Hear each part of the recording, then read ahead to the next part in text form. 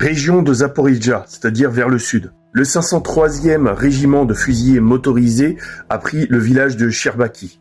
Par contre, le 108e régiment, lui, continue ses combats à Mali-Sherbaki. Je vais donner quelques précisions sur cette partie du front entre Stepo-Voye et Mali-Sherbaki. Donc, les combats ont lieu dans la zone forestière, les soldats russes avancent vers le nord, et ça a obligé les Ukrainiens à déplacer leur artillerie et leur opérateur de drones. Depuis 2 semaines, cette partie du front évolue, bouge, alors que depuis le début de l'opération spéciale de la guerre, comme vous voulez, c'était à peu près les mêmes lignes.